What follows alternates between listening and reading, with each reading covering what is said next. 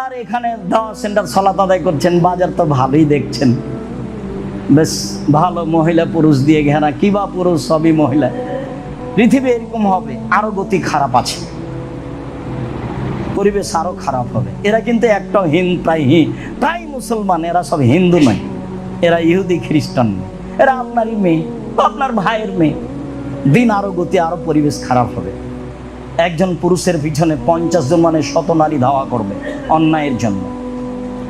সেদিন দেখা যাচ্ছে হাজারো নারী রাস্তাঘাটে বসে আছে, যেটা আপনি দেখতে পাচ্ছেন। অবাক হতে হয় নামতে উঠতেই। আরো অবস্থা দেখে রাসূল সাল্লাল্লাহু আলাইহি সাল্লাম বলছেন, পৃথিবীর সবচেয়ে উত্তম জায়গা হলো মসজিদ। সালাম ফিরার সাথে সাথে যখন দৌড়িয়ে নামেন তখন আমার কষ্ট হয়।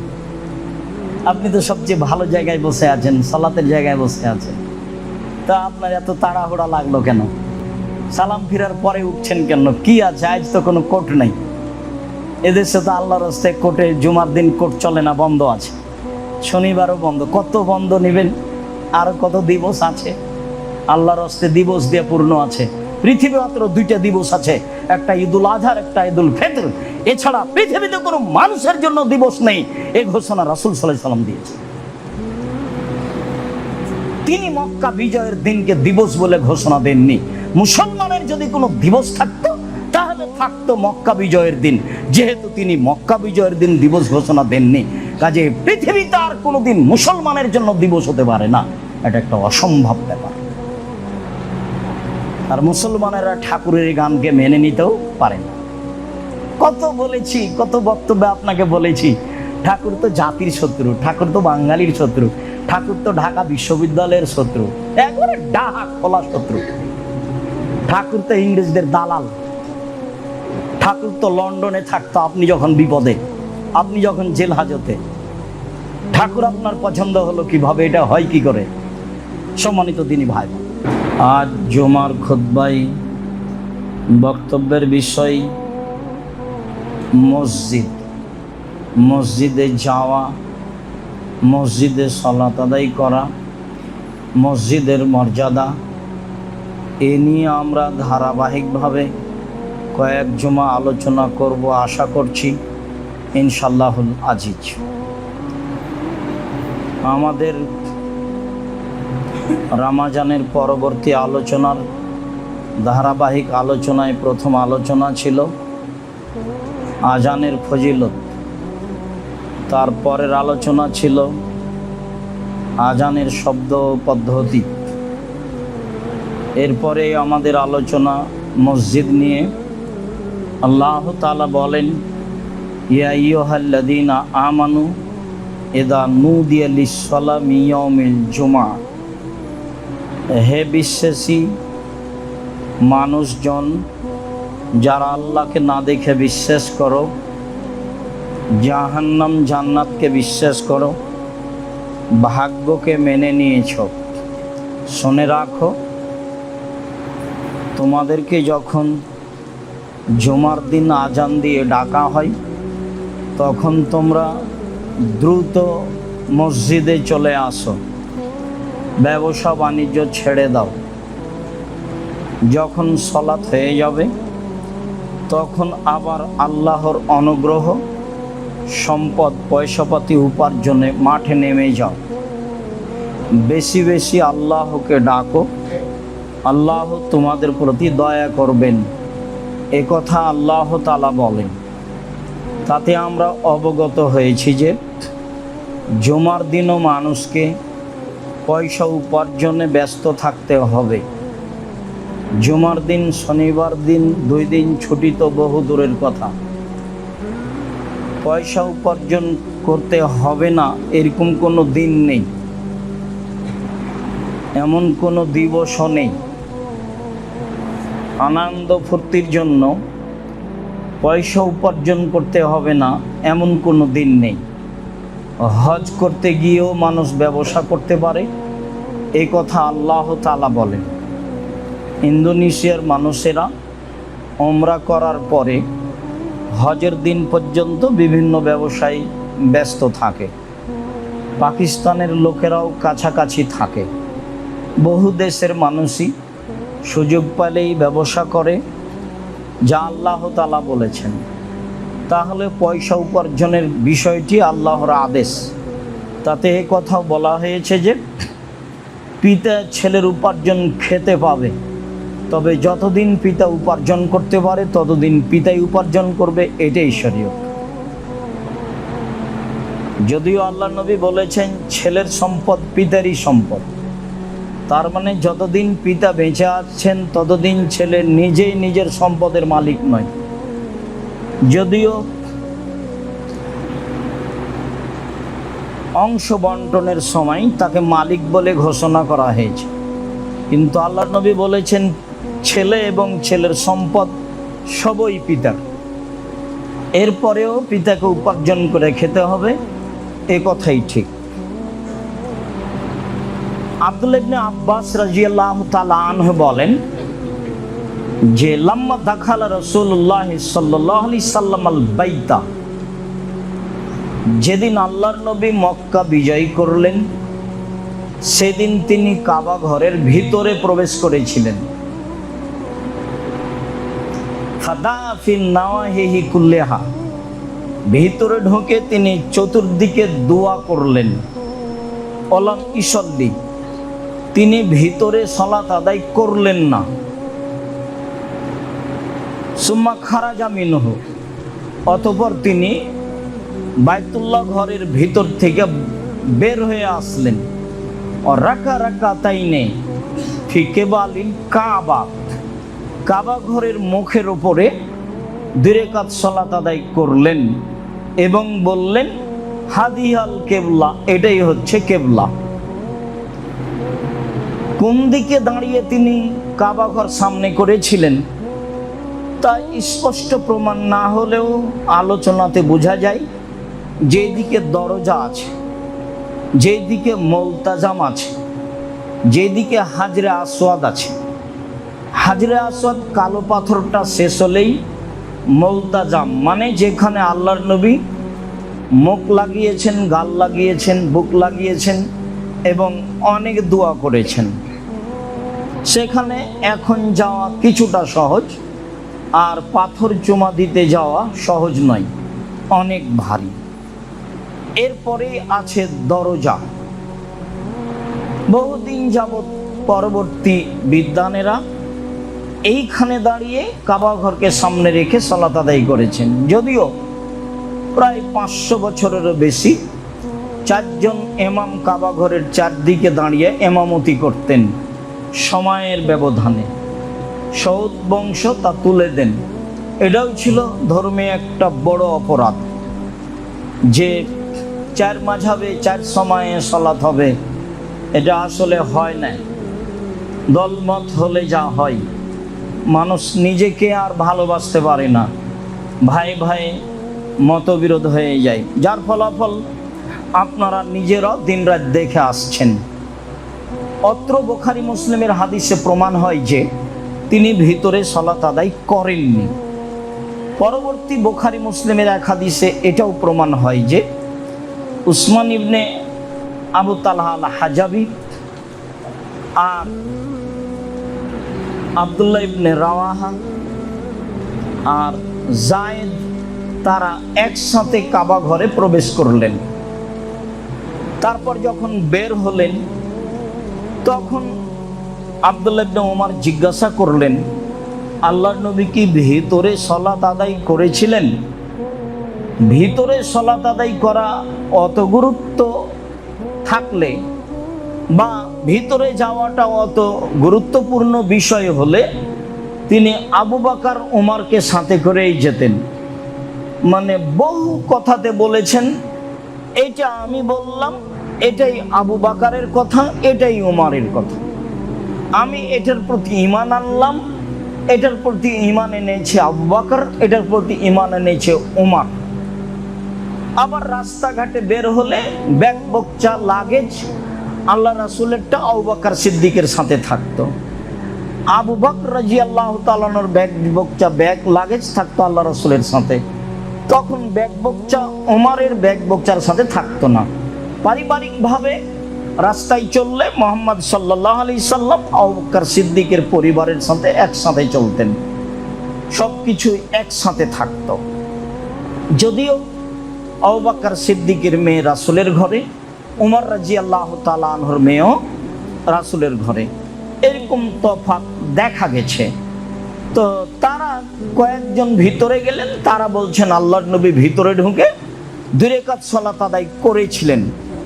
যখন তিনি দাঁড়িয়েছিলেন তখন ডান হাতের দিকে ছিল 2টা স্তম্ভ খুঁটি, আর বাম হাতের দিকে ছিল 1টা, আর পিছনে ছিল 3টে, তাহলে 6টা।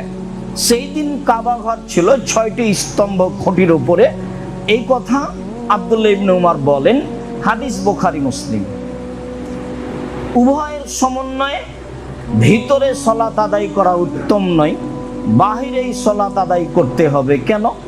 ভিতরে সালাত আদায় করলে তো কেবলার কিছু অংশ সামনে থাকলো আর কেবলার কিছু অংশ পিছনে থাকলো, বোঝা গেল না মনে হয়। কেননা ভিতরে ঢুকে আপনি যেদিকে মুখ করবেন কাবা ঘরের এক অংশ পিছনে থাকবে, আর যদি বাহিরে সালাত আদায় করেন মুখ যেদিকে করেন কাবা ঘর সামনে থাকবে।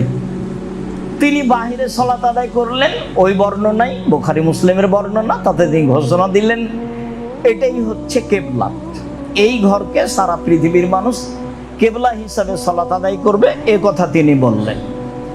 যা আল্লাহ বলেছে, যা আল্লাহর নবী বলেছেন। সম্মানিত দ্বীনী ভাই বোন, আবু হুরায়রা রাদিয়াল্লাহু তাআলা আনহু বলেন, রাসূল সাল্লাল্লাহু আলাইহি সাল্লাম বলেছেন, সালাতুন ফি মসজিদি হাজা খায়রুন মিন আলফি সালাতিন ফিমা সিওয়াহু ইল্লাল মসজিদুল হারাম। আমার এই মসজিদে 2 রাকাত সালাত আদায় করলে, পৃথিবীর যে কোনো মসজিদে 2 রাকাত সালাত আদায় করলে তার চেয়ে 1000 গুণ বেশি নেকি হবে, এই কথা তিনি বলেন। তিনি মসজিদে নববীর মান উল্লেখ করতে গিয়ে বলেন যে মসজিদে নববী ব্যতীত পৃথিবীর যে কোনো মসজিদে 2 রাকাত সালাত আদায় করলে জানে কি হবে? মসজিদে নববীতে 2 রাকাত সালাত আদায় করলে তার চেয়ে 1000 গুণ বেশি নেকি হবে, এই কথা তিনি বলেন।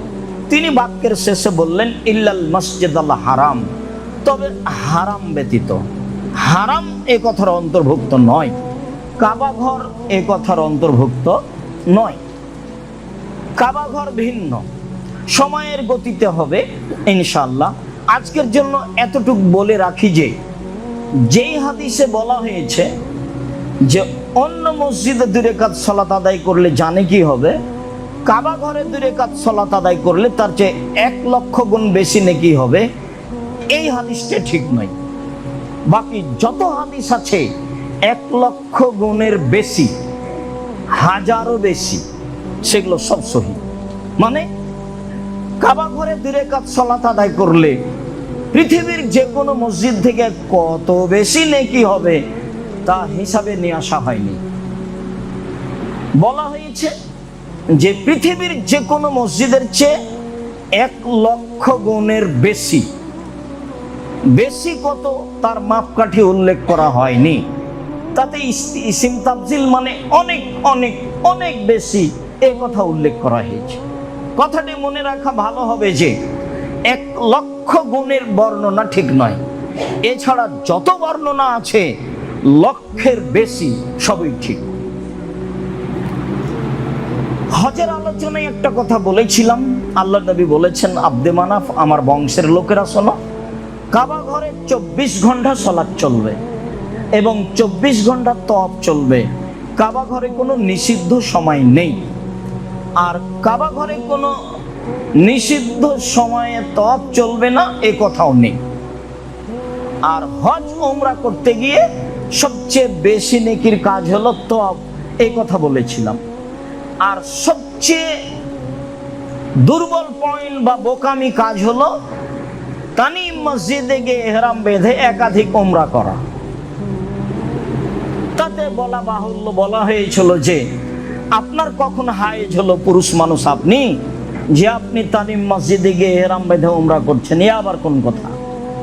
আয়েশা রাদিয়াল্লাহু তাআলা আনহার না হয় হায়েজ হয়েছিল, মহিলা মানুষ, সময় মতো তিনি ওমরা করতে পারেননি, তো ওমরা থেকে যায়। যাওয়ার সময় কান্নাকাটি, সবাই যাবে হজ আর উমরা নিয়ে, আর আমি একাই শুধু বাড়ি ফিরে যাব শুধু হজ নিয়ে, এটা আমাকে ভালো লাগে না। তো আল্লাহ নবী বললেন, আব্দুর রহমান জি, তোমার বোনকে তানিমে নিয়ে যাও, তানিমে নিয়ে গিয়ে এহরাম বাঁধিয়ে তার উমরাটা করিয়ে নাও, তখন তুমিও করে নিও, এ কথা তিনি বলেন। বেশি ইবাদত করিয়েন না, কম করেন, ফল ভালো হবে।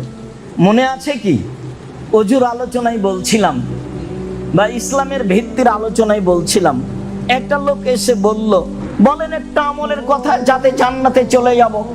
আল্লাহ রাসূল বললেন 5 ওয়াক্ত ফরজ সালাত, তারপরে হলো যাকাত, তারপরে হলো রমজানের সিয়াম, তারপরে হলো হজ। এবার লোকটা চলে যাচ্ছে আর বলছে, আল্লাহর কসম এর চেয়ে কমও করব না বেশিও করব না, আল্লাহর কসম এর চেয়ে কমও করব না বেশিও করব না। তার মানে ও নফল পড়বে না, তাহাজ্জুদ পড়বে না।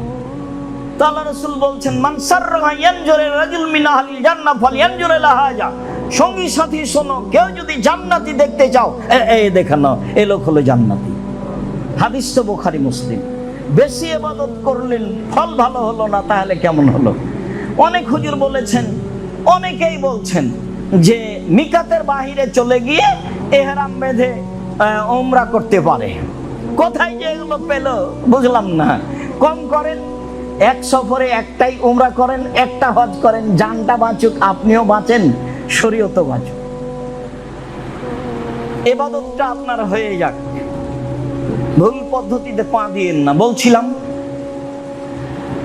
আবু সাঈদ খুদরি রাদিয়াল্লাহু তাআলা আনহু বলেন, রাসূল সাল্লাল্লাহু আলাইহি সাল্লাম বলেছেন, লা তুসাদ্দুর রিহাল ইল্লা ইলা সালাসাতি মাসাজিদা, নেকির উদ্দেশ্যে 3টে মসজিদ ছাড়া সফর করা যাবে না।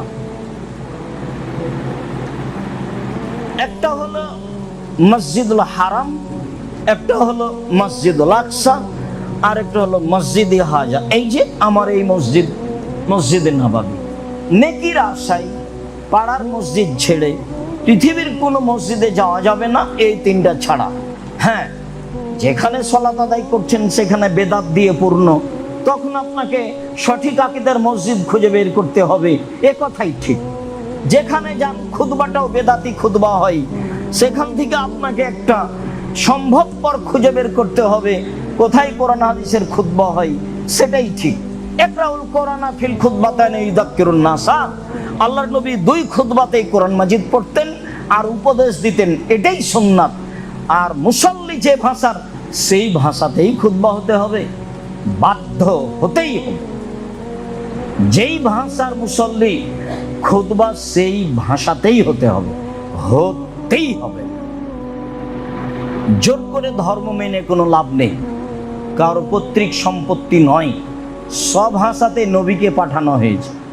তাহলে নবী সবকে এক ভাষায় পাঠাতেন, সৌদি আরবের লোকজন হিসাব করে ঠিক করে নিত।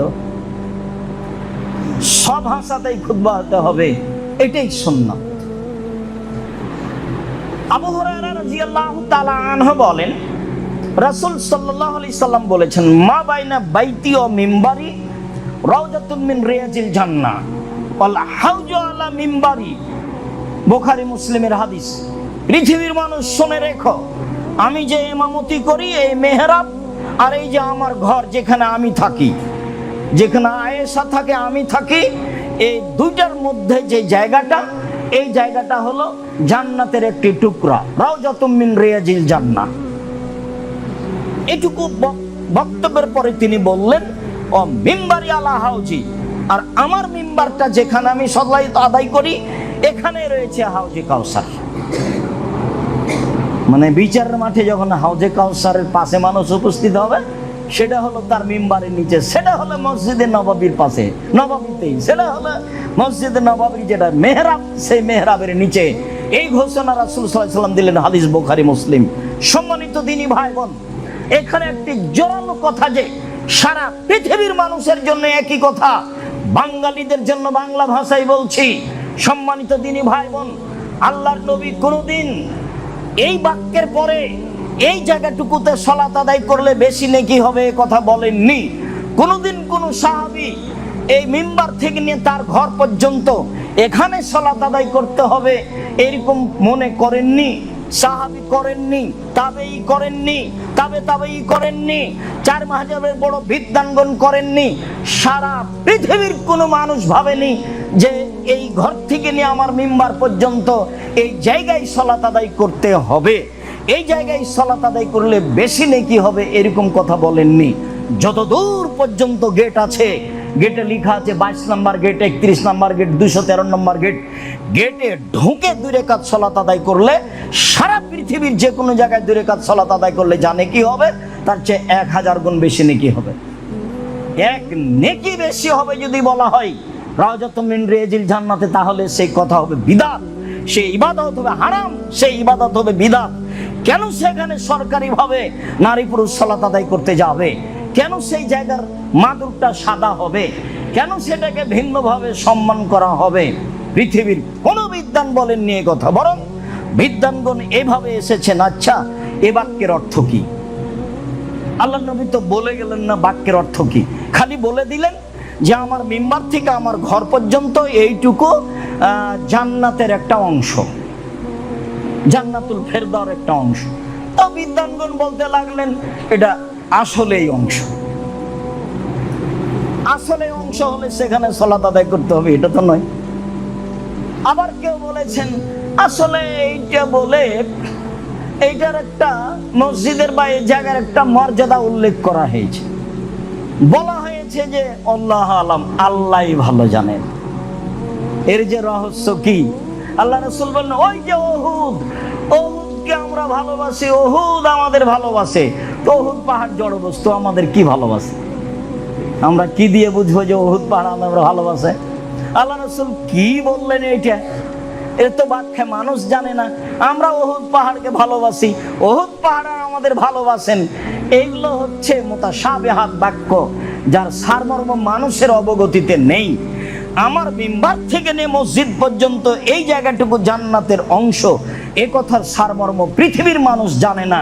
এই হিসাবে বাকি সময় থাকতে হবে, এই কথাই ঠিক। এখানে 2 রাকাত সালাত আদায় করতে হবে, এই হিসাব বিদআত। সরকারিভাবে করছে, সরকারিভাবে করছেন, কি করবেন? বহু কাজ তো সরকারিভাবে, আর সরকার তো এইসব মসজিদ ব্যবহার করে না, ও তো লিজ দেওয়া আছে, টেন্ডার দেওয়া আছে। তাদের হজ হোক না হোক, এটা যারা টেন্ডার নিয়েছে, হজ হোক না হোক সেটা তাদের প্রয়োজন নেই। হইচই হয় না যেন, হইচই ঝামেলা হলো তো সামনে বছর তাকে আর দেবে না, বলে তুমি পারবে না, তো যে পারবে তাকেই দিব। শতকরা 40% জায়গা ভিতরে ফাঁকা আছে, আপনাকে ঢুকতে দিবে না। যেদিক দিয়ে যাবেন খালি মামনু, যেদিক দিয়ে ঢুকবেন মামনু, মামনু নিষিদ্ধ, যাওয়া নিষেধ। আপনি কোথায় সালাত আদায় করবেন তাদের বিবেচনা নেই, যাওয়া নিষেধ, এটা হিসাব। সম্মানিত দিনী ভাই বোন, এই কথাটা মাথায় রাখবেন। রাওজাতুম মিন রিয়াজিল জান্নাহ, আল্লাহ নবী বলেছেন, এই কথা ঠিক, সারমর্ম মানুষ জানে না, এখানে সালাত আদায় করতে হবে।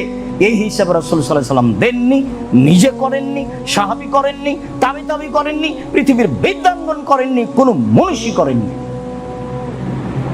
সেখানে সাদা কার্পেট রাখাই অপরাধ, সরকারিভাবে সময় উল্লেখ করে মেয়েদের সেখানে সালাত আদায় করতে দেওয়া, এটা অপরাধ। বলছিলাম আব্দুল্লাহ ইবনে উমর রাদিয়াল্লাহু তাআলা আনহু বলেন, কানা নবী সাল্লাল্লাহু আলাইহি সাল্লাম আতা মসজিদা কুবাইন, আতা মসজিদা কুবাইন আলা কুল্লি সাবতিন মাশিয়ান রাকিবান ওয়া ইসাল্লি ফিহি রাকাতাইন। আল্লাহর নবী মদিনা থেকে প্রায় 3 কিলোমিটার কাছাকাছি, তার চেয়ে বেশি, এরকম একটা জায়গা আছে মসজিদে কোবা। তিনি পায়ে হেঁটে বা বাহনে হেঁটে সেখানে যেতেন সপ্তাহে একদিন গিয়ে সেখানে 2 রাকাত সালাত আদায় করতেন। এই পর্যন্ত বুখারী মুসলিমের হাদিস। পায়ে হেঁটে বা বাহনে উঠে তিনি মসজিদে কোবায় যেতেন, 2 রাকাত সালাত আদায় করতেন। এই পর্যন্ত বুখারী মুসলিমের হাদিস। তবে এটাও সহিহ হাদিস যে রাসূল সাল্লাল্লাহু আলাইহি ওয়াসাল্লাম বলেছেন, মান তাতাহারা ফি বাইতিহি, কেউ যদি বাড়িতে সুন্দর করে ওযু করে, সুমাতা মসজিদা কুবাইন, তারপর মসজিদে কোবাতে আসে, ও সাল্লা ফিহি, তাতে যদি 2 রাকাত সালাত আদায় করে, কানা লাহু আজরুন কাজির উমরা, তাহলে তার নেকি হবে উমরার সমান নেকি। উমরা করলে যা নেকি হয়, মসজিদে কোবাতে 2 রাকাত সালাত আদায় করলে তাই নেকি হবে। উমরা করলে যে নেকি হয়, মসজিদে কোবাতে 2 রাকাত সালাত আদায় করলে তাই নাকি হবে, এই কথা মুহাম্মদ সাল্লাল্লাহু আলাইহি সাল্লাম বলেন। তাহলে মসজিদে কোবা, মদিনায় গিয়ে এইটুকু করা যায় যে মসজিদে কোবায় 2 রাকাত সালাত আদায় করব, এ আশায় যাওয়া ভালো, যেতে পারে। সফর করা যায় 3টি মসজিদে, তার একটি মসজিদ হলো মসজিদে নববী, একটু সফর করে আসি, দেখা হবে, 2 রাকাত সালাত আদায় করতে হবে, এ আশায় যাওয়া যায়। 40 ওয়াক্ত সালাত আদায় করতে হবে জাল হাদিসের ভিত্তিতে, তাহলে নগদ জান্নাত, এ আশায় যাওয়া মানে হজটাই বাতিল, হজটাই গেছে। 40 ওয়াক্ত সালাত আদায় করতে হবে। আপনি খোঁজ খবর নেন না আপনার বন্ধু বান্ধবের কাছে, পাগল হয়ে গেছে।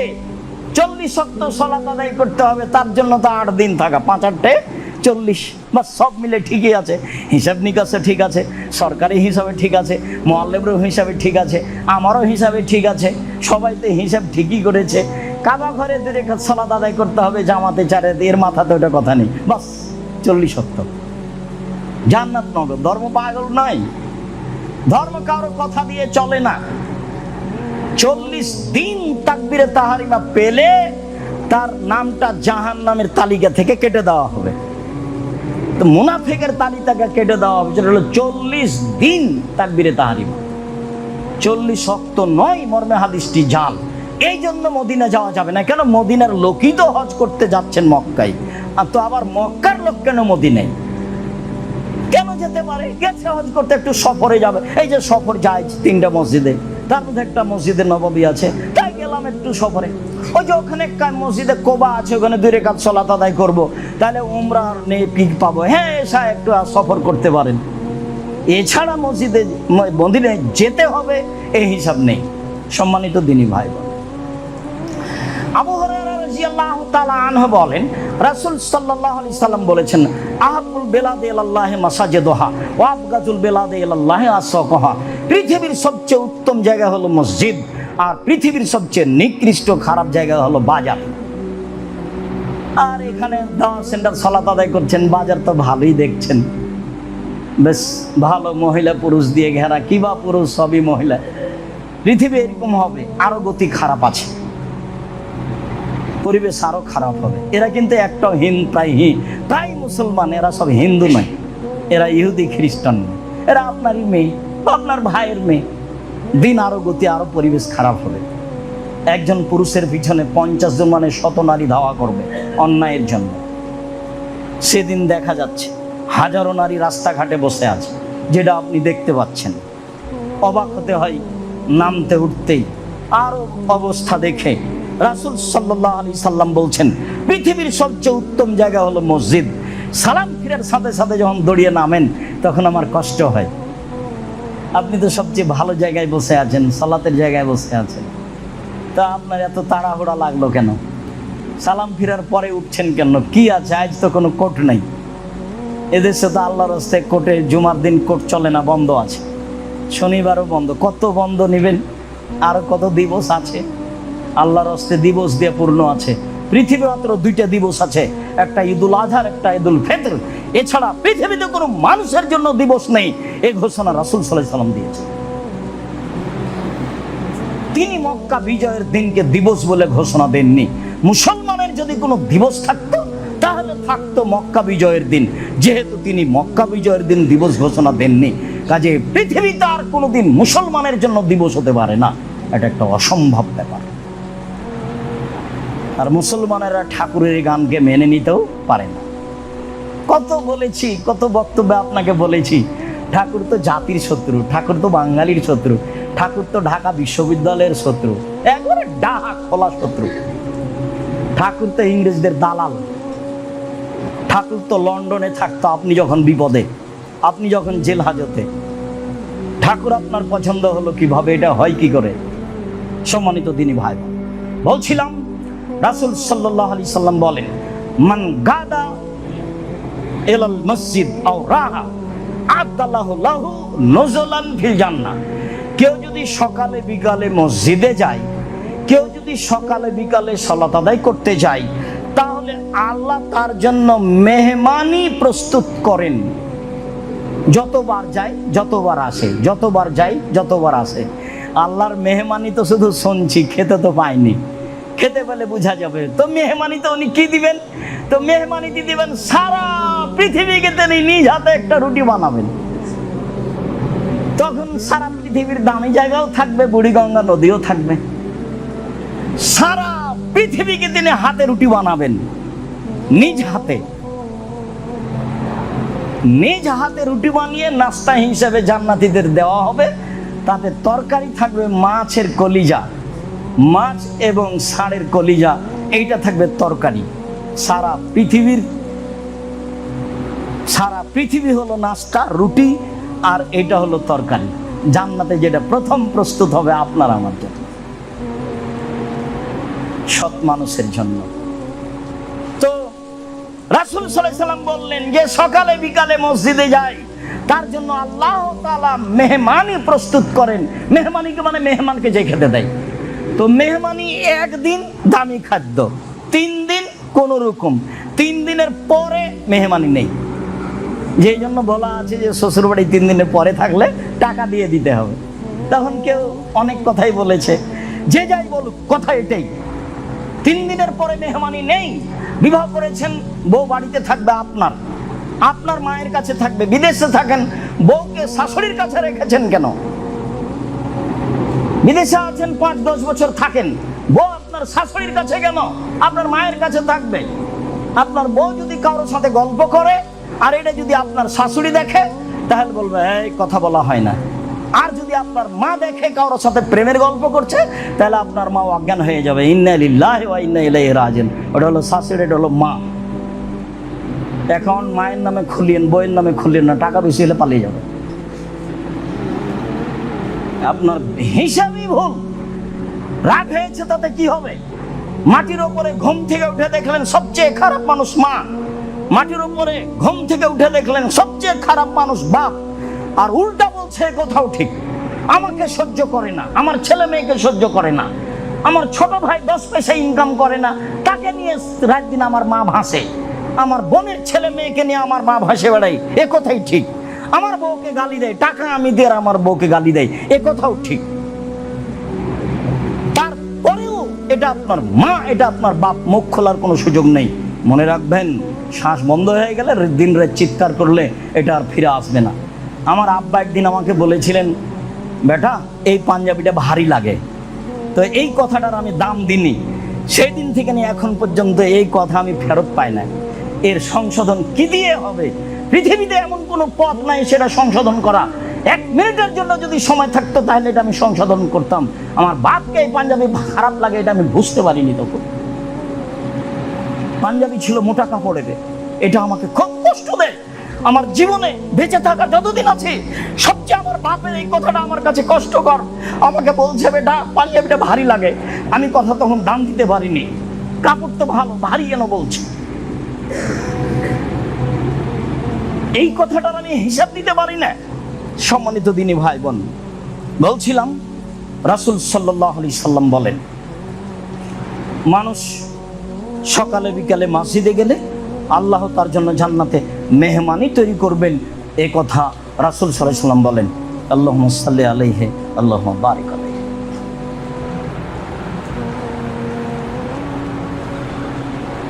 আলহামদুলিল্লাহি ওয়াহদা ওয়াসসালাতু ওয়াসসালামু আলা মান লা নাবিয়্যা বা'দা।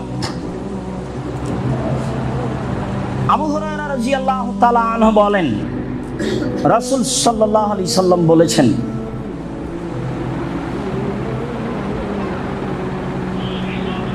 as-salatu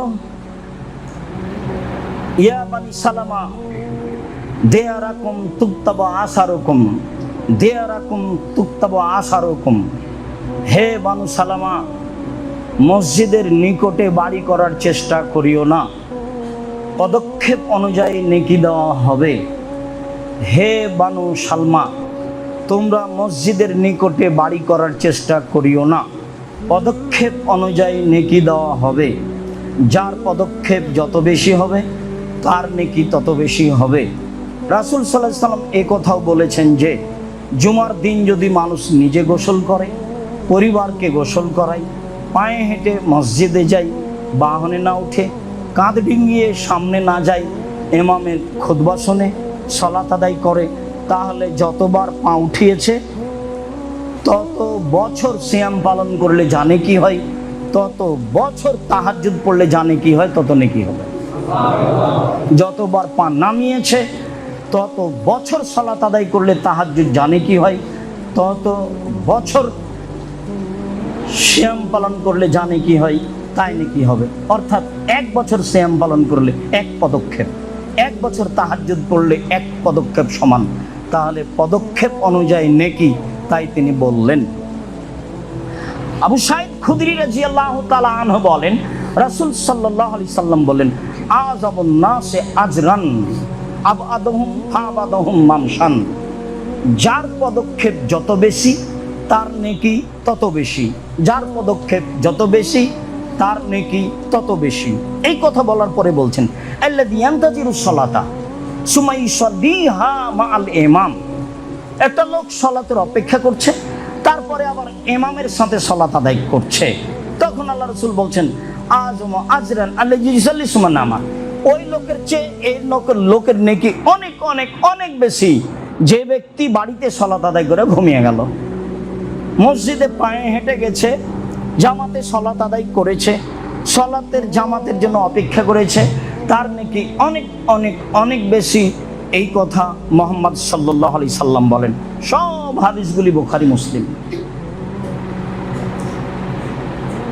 আবু হুরায়রা রাদিয়াল্লাহু তাআলা আনহু বলেন, রাসূল সাল্লাল্লাহু আলাইহি ওয়াসাল্লাম বলেছেন, সালাতুর রাজুলি ফিল জামাতে তুদাআফু মিন সালাতিহি ফি বাইতিহি মিন সুকিহি। মানুষ যদি জামাতে সালাত আদায় করে, তাহলে তার একাই বাড়িতে সালাত আদায় করার চেয়ে, তাহলে তার বাজারে একাই সালাত আদায় করার চেয়ে 25 গুণ নেকি বেশি হবে। অফিরাতিন 27 গুণ বেশি নেকি হবে। বাজারে বা একাই সালাত আদায়ের চেয়ে মসজিদে গিয়ে সালাত আদায় করলে 25 গুণ বা 27 গুণ বেশি নেকি হবে।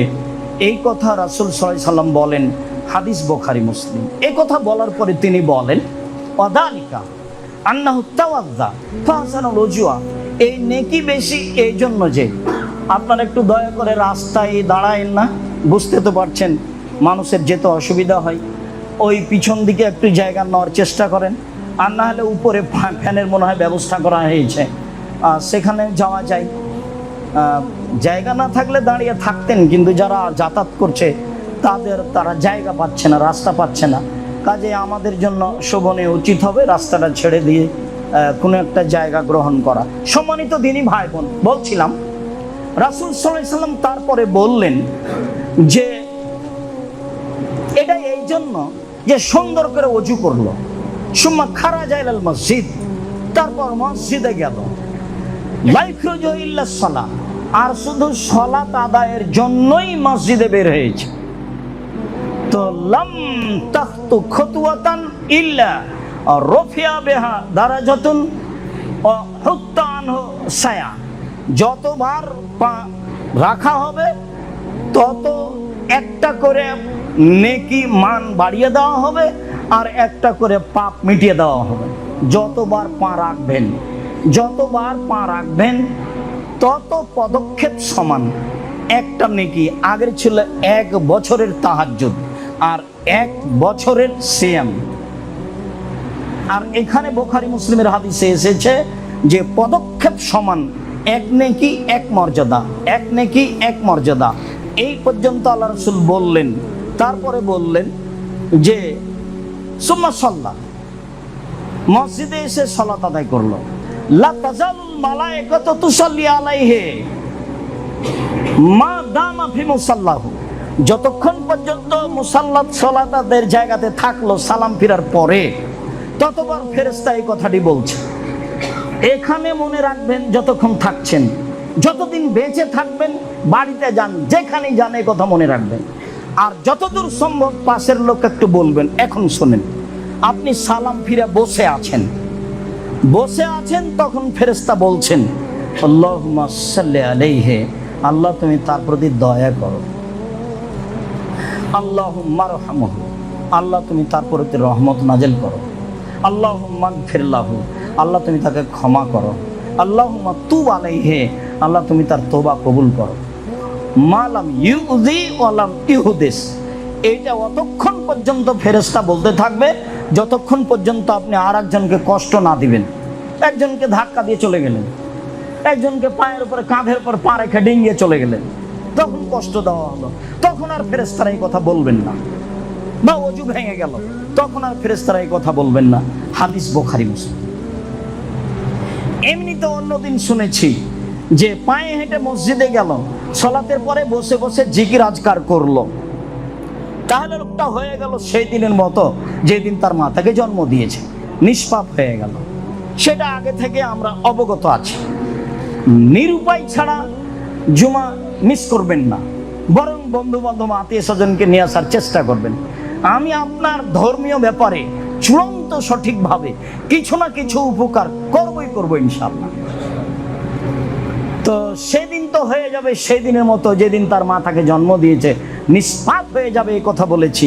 আর আজকে বলছি বুখারী মুসলিমের হাদিস, যে রাসূল সাল্লাল্লাহু আলাইহি ওয়াসাল্লাম বললেন, আপনি সালাম ফেরার পরে বসে যদি তাসবিহ তাহলিল করেন, তাহলে ফেরেশতারা 1 নাম্বার বাক্য বলে আল্লাহুম্মা সাল্লি আলাইহি, 2 নাম্বার বাক্য বলে আল্লাহুম্মা রহমহু, 3 নাম্বার বাক্য বলেন আল্লাহুম্মা গফির লাহু, 4 নাম্বার বাক্য বলেন আল্লাহুম্মা তুব আলাইহি। ও যে তওবা করছে এটা তুমি কবুল করো, এটা ফেরেশতারা বলে।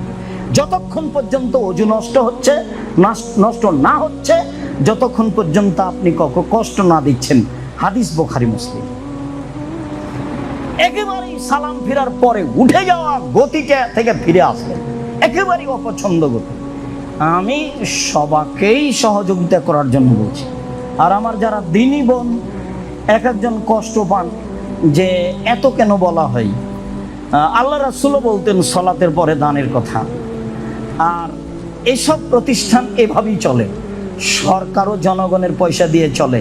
ওরা তো আর দান চায় না। ওই 5 কাঠা জমি রেজিস্ট্রি করেন, ঢাকা শহরে কত টাকা লাগছে বক্তব্যে বলা আছে, দাম যা জমির কাছাকাছি রেজিস্ট্রি খরচও তাই। টাকাটা কোথায় দিলেন?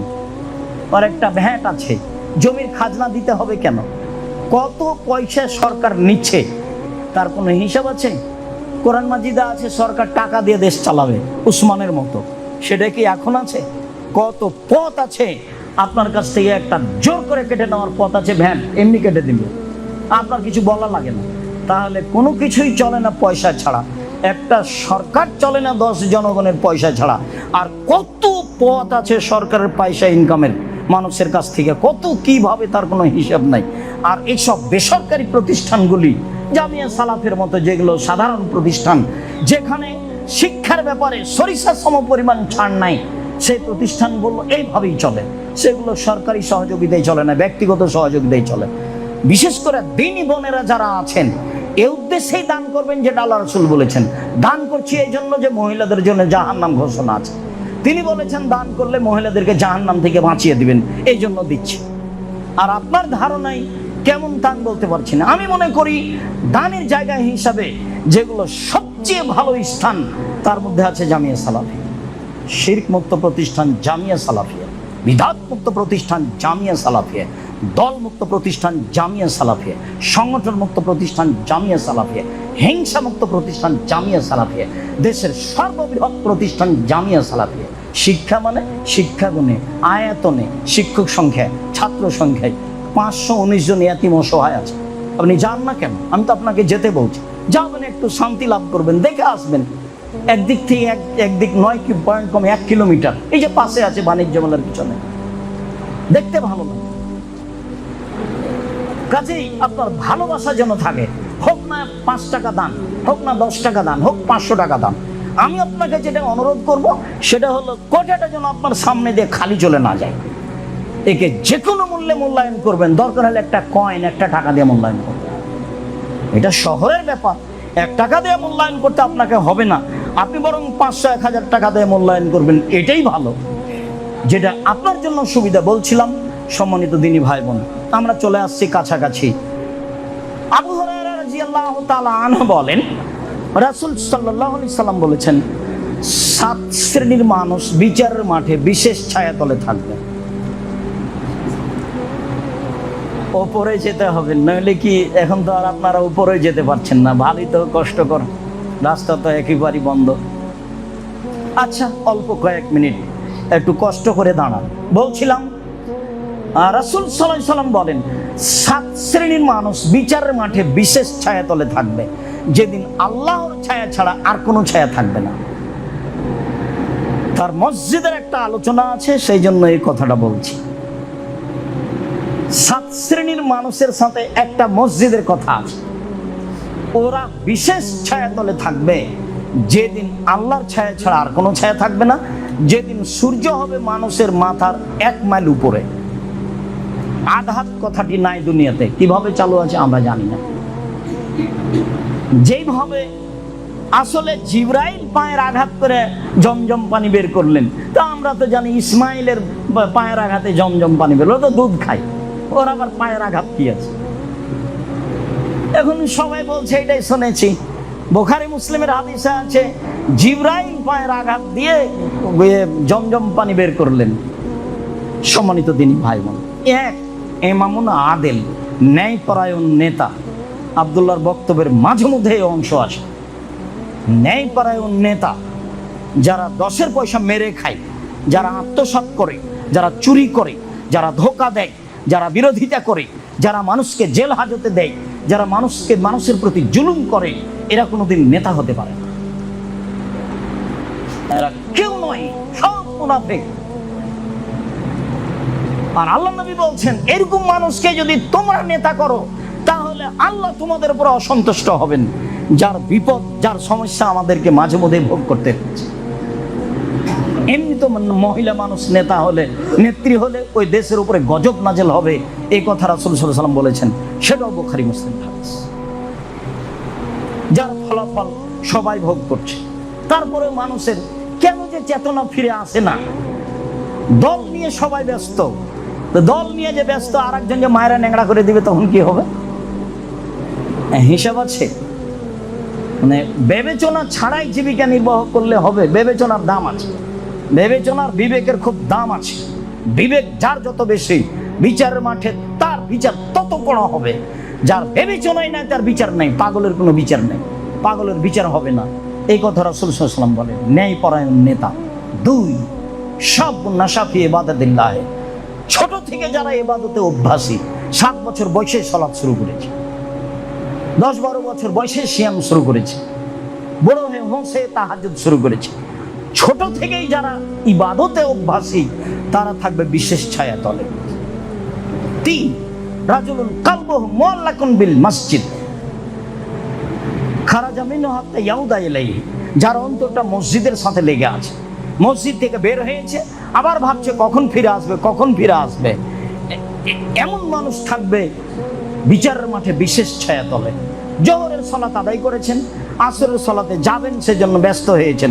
একবার ঘড়ি দেখছেন, একবার বৌমাকে বলছেন, একবার মেয়েকে বলছেন সময়ের খবর, মানে ব্যস্ত হয়ে আছেন। এমন মানুষ থাকবে বিচারের মাঠে বিশেষ ছায়াতলে।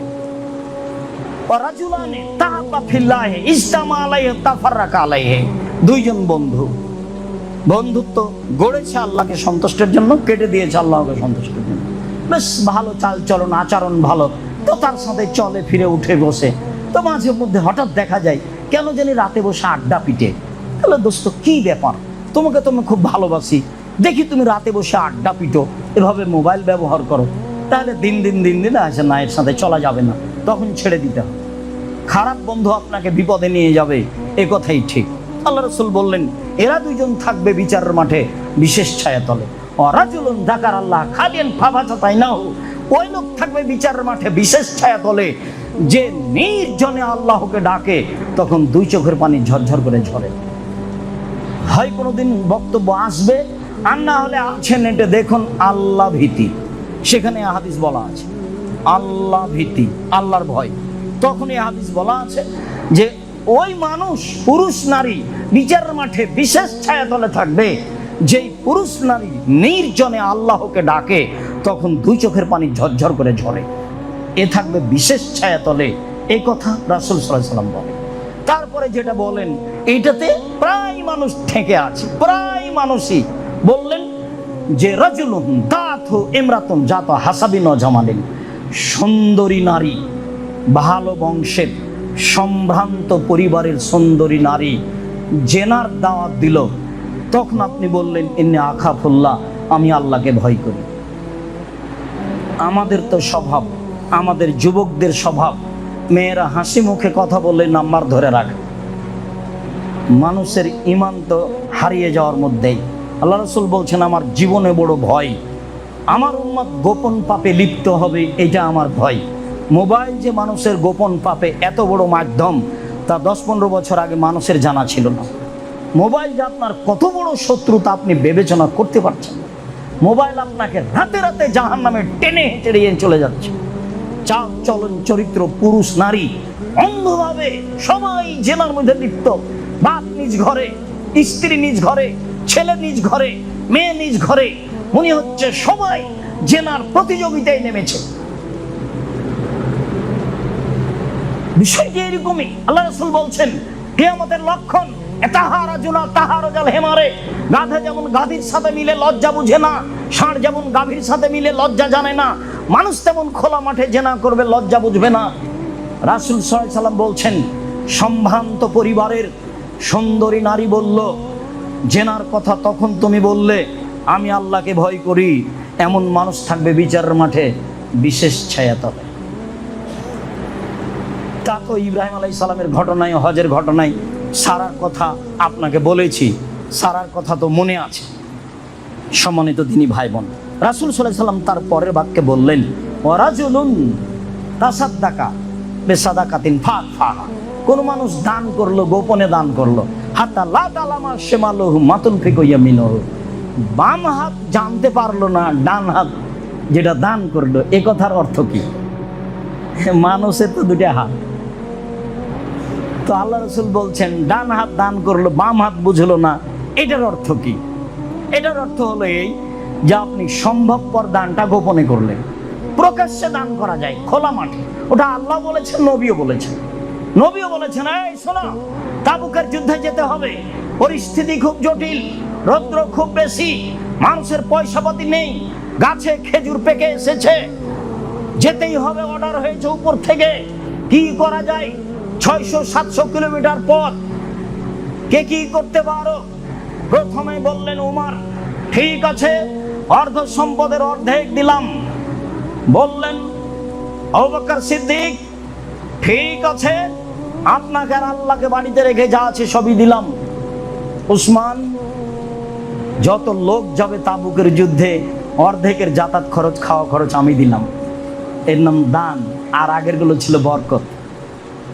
এটা হলো দান, আর আগের গুলো হলো বরকত। 30,000 মানুষ আছে, 15,000 মানুষকে 15,000 উট দিবেন এবং 15,000 মানুষের 3 মাসের খাওয়া খরচ দিবেন। তার নাম উসমান গনি। যেই জন্য আপনাদের গান ব্যবস্থা করে খেতে বলি। পৃথিবীতে ওই সময় সবচেয়ে বড় ব্যবসায়ী ছিলেন উসমান রাদিয়াল্লাহু তাআলা। সৌদি আরব, সৌদি ভূখণ্ডে সবচেয়ে বেশি উট ছিল তার। তিনি ছিলেন বড় ব্যবসায়ী। ব্যবসা করে নিজের উপকার করতে পারবেন, বাপ মায়ের উপকার করতে পারবেন, জাতির উপকার করতে পারবেন, অসহায় পুরুষ নারীর উপকার করতে পারবেন। এটাই পথ, তবে সময় লাগবে, অত তাড়াহুড়া করে হবে না, 25-30 বছর সময় লাগবে। একদিনই কিছু করতে চাইেন না। আমি চকলেট দিয়ে ব্যবসা করতে বলেছি, চকলেট দিয়ে মূলত ব্যবসা করতে বলিনি। আমি বলেছি কম পয়সা দিয়ে ব্যবসা শুরু করেন। যদি চকলেটই বুঝে থাকেন তাহলে ভুল হয়েছে। চকলেট কলার ব্যবসা করতে বলেছি, তাহলে কি করা লাগবে না? লোন নেওয়া লাগবে না। কম পয়সার ব্যবসা, পয়সা দিয়ে ব্যবসা করতে বলেছি, সবচেয়ে ভালো পথ। তো ডান হাত দান করলো, বাম হাত বুঝলো না, মানে আপনি চেষ্টা করবেন দানটা গোপনে রাখা। কেন বললেন আপনি? এই বলে দাও তো একটু, যে 5,000 টাকা অমুক দিল। আর আপনাদের তো যেটা সামাজিক অবস্থা সেটা তো আছেই, যে আপনাদের উমুক আপনাদেরকে এত টাকা দিয়েছে, তখন ছেলেরা সবাই হাততালি দিয়েছে, বিশাল ব্যাপার। আন্ধা কো আন্ধা পাঠাতে হয়। যে বক্তব্য যে সেও সন্ধ, যে অন্ধ যে শুনছে সেও অন্ধ। ছাত্ররা তার লোকজন তো আর বুঝে না, মনে হচ্ছে হাততালি মনে হয় স্বাগতম, হাততালি দিয়ে স্বাগতম জানলো, সবাই যে কি। সম্মানিত দিনী ভাই বোন, কি করার আছে? আল্লাহুম্মা সাল্লি আলা মুবারাক আলাইহি ছাড়া কোনো কথা নেই। আজকের মতো বাকি অংশ রেখে খুতবা শেষ করছি, আলোচনায় বলছি সম্মানিত দিনী ভাই বোন, অবশ্যই এই কথাগুলিকে মূল্যায়ন করার চেষ্টা করবেন। আলোচনাতে যে অংশগুলি খুব বেশি গুরুত্বপূর্ণ হিসেবে এসেছে সেগুলোকে বারবার মোবাইল চালু করে মুখস্থ করে রাখবেন, নিজে উপকৃত হবেন, জাতিকে উপকৃত করার চেষ্টা করবেন ইনশাআল্লাহ।